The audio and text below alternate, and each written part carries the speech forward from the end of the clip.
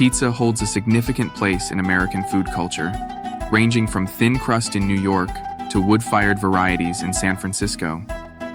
Chicago's take on pizza diverged into a more extravagant path, with a thick crust loaded with layers of cheese, meat, and tomatoes, all encasing the sides of an oiled steel pan. Nowadays, deep dish pizza is as iconic in Chicago as Wrigley Field.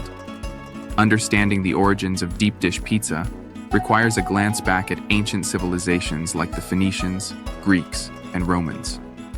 The precursor to modern pizza, flatbread, was mentioned in a Latin text dating back to 997 AD in southern Italy near Lazio. References to it have been found across the Mediterranean, from Spain to Greece. By the 16th century, modern-day pizza, from the Italian word pincere, which means to pound or stamp, a reference to the flat dough, began to take shape in the Italian city of Naples. The thriving port was home to throngs of working-class residents who lived in dense neighborhoods around the Bay of Naples. Small rooms and cramped quarters meant most of their living was done outdoors, and people looked for food that was inexpensive and quick to eat. Baked in a hot oven and sold street-side, paper-thin pizza became the quintessential fare for the Neapolitan poor. Tomatoes brought back by traders from the New World topped the dough, along with an occasional smattering of anchovies, garlic, or cheese. Over the next decades, pizza grew in popularity, moving beyond Naples and spreading across both the country and social strata. In the 17th century, Queen Maria Carolina d'Asburgo-Lorena, wife of the then King of Naples, Ferdinando IV, famously erected a pizza oven in their summer palace. In 1889, Neapolitan pizza maker Raffaele Esposito created the infamous Pizza Margherita, a simple blend of tomatoes, mozzarella, and basil, to honor the Queen of Italy, Margherita of Savoy, birthing one of the most classic pizzas to date. During the late 1800s and early 1900s, immigrants from Naples settled in the U.S., seeking employment opportunities in factories like many other Europeans of that era. In due course, Chicago became home to a thriving community of first- and second-generation descendants, longing for the thin pizzas that symbolized their cultural and culinary heritage. Eventually, two entrepreneurs named Ike Sewell and Rick Ricardo decided to innovate. They introduced an Italian-American rendition of pizza. In 1943, they launched Pizzeria Uno in Chicago's near North Side neighborhood, offering a novel style of pizza featuring a deeper dish, crunchier crust, and inverted layers, a departure from the traditional Neapolitan version. When slicing into a deep dish pizza, your knife cuts through layers of meat, vegetables, thin tomato sauce, dense mozzarella cheese, and finally, a firm crust resembling a cracker.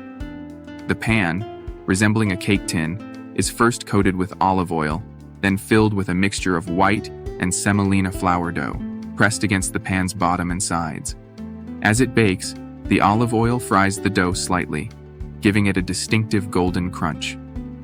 Before baking, a layer of sliced mozzarella is topped with vegetables and meats, typically Italian sausage, followed by a layer of sweet crushed tomatoes.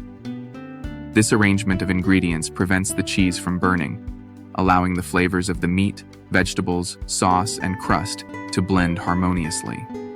Similar to a savory layer cake, Sewell and Ricardo realized their vision of creating a unique pizza. Chicagoans embraced it eagerly. Soon, deep dish pizza transcended its immigrant origins to become an iconic dish native to Chicago. Today, the original Pizzeria Uno has transformed into a prominent brand, Uno Chicago Grill, with over 200 chain restaurants spanning from Massachusetts to New Jersey, and even reaching locations as far as South Korea and Pakistan. However, there's a unique charm to visiting the original establishment in downtown Chicago, which still bears the name Pizzeria Uno. Crowds of tourists gather outside, eagerly waiting for their chance to enter the bustling restaurant. Inside, the ambiance is lively, with a dark setting, a ceiling adorned with gold accents, checkered floors, and wooden tables. Deep dish pans, now empty, serve as containers for shakers of Parmesan cheese, red chili flakes, and oregano placed on tabletops. The pizza arrives hot and dense, served by servers wielding the traditional pan gripper, a robust tool resembling a tong meets wrench hybrid specifically designed for transporting scalding deep dish pizza pans. Using a hefty spatula, pre-cut slices of the substantial pizza are served. The pie-like crust is filled with layers of cheese and tomato sauce, towering inches high to the browned edges. Eating it requires a knife and fork. While tasty, it may not be considered the best pizza in Chicago. However, patrons mostly come here for the experience of tradition, rather than expecting the finest slice in the world. 70 years after its inception, Pizzeria Uno remains recognized as the birthplace of deep dish pizza. While it's widely acknowledged that the pizza originated here, there's considerable debate surrounding Sewell and Ricardo's roles as its true creators. A key point of contention involves the renowned pizza family, the Malnatis. Adolfo Rudy Malnati, Sr., who once worked at Pizzeria Uno, asserted that he was the mastermind behind the recipe. According to the Malnati family, Rudy and Ricardo distributed slices of Pizzeria Uno's deep dish on Chicago street corners, hoping to garner attention. They claim that Sewell only entered the picture later. The absence of records showing either Sewell or Ricardo making pizza or displaying culinary skills adds fuel to these claims. Per the Malnati narrative, after Ricardo's demise, Rudy and his son Lou jointly managed Pizzeria Uno until Rudy's passing. However, Lou struggled to find his footing in the restaurant after being informed that he was merely an employee like everyone else. Frustrated, he departed to establish his own restaurant in 1971, Lou Malnati's Pizzeria in the North Shore suburb of Lincolnwood. Lou Malnati's Pizzeria was quick to find success, and has sprouted locations throughout Chicago and its suburbs. The pizza is noticeably less dense than Pizzeria Uno's, with a lighter hand of cheese and Tangier crushed tomatoes. The pizza is filled just below the crust's top edge, leaving more room for its trademarked, literally, butter crust. In is this rich crust, a departure from the traditional dough used in deep dish, which uses oil over butter. Quality tomatoes and lean sausage come together in perfect, deep dish harmony, forming their signature pie, the Malnati Chicago Classic, also trademarked. The story does not end here, however. Lou Malnati had a half-brother, Rudy Jr., who opened his own joint, Pisano's, in 1991 in downtown Chicago. A waiter at Pisano's divulged that Rudy and Lou's mother, Donna Marie, gave Rudy Jr. the original recipe developed by Rudy Sr. himself.